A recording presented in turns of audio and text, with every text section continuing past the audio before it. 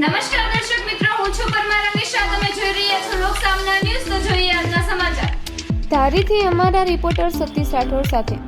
ધારી તાલુકાના તુલસીશ્યામ રોડ ઉપર આવેલા અમૃતપુરા ગામમાં એક ફાર્મ વિસ્તારમાં તાજેતરમાં દીપડાની અવરજવર સીસીટીવી કેમેરામાં કેદ થતા વિસ્તારમાં ચકચાર મચી ગઈ છે.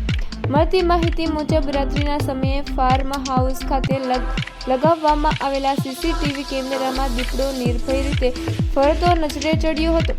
આ દ્રશ્યો સામે આવતા સ્થાનિક ખેડૂતો અને ગ્રામજનોમાં ભયનો માહોલ સર્જાયો છે. વિસ્તાર ગીર જંગલના નજીક હોવાને કારણે વન્ય પ્રાણીઓની અવરજવર અવારનવાર જોવા મળતી હોય છે, પરંતુ ફાર્મ વિસ્તાર સુધી દીપડાનું આવી પહોંચવું ચિંતાજનક માનવામાં આવી રહ્યું છે. ગ્રામજનોએ વન વિભાગને જાણ કરી દીધી અને તાત્કાલિક યોગ્ય પગલાં લેવા માંગ કરી છે.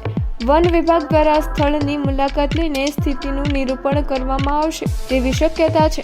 તેમજ ગ્રામજનોને સાવચેત રહેવા અને રાત્રિના સમયે એકલા બહાર ન નીકળવા સૂચના આપવામાં આવી છે. આ ઘટના ફરી એકવાર માનવ અને વન્ય જીવન વચ્ચેના વધતા સંઘર્ષને ઉજાગર કરે છે. તો ફરી મળીશું એક નવા સમાચાર સાથે. ત્યાં સુધી જોતા રહો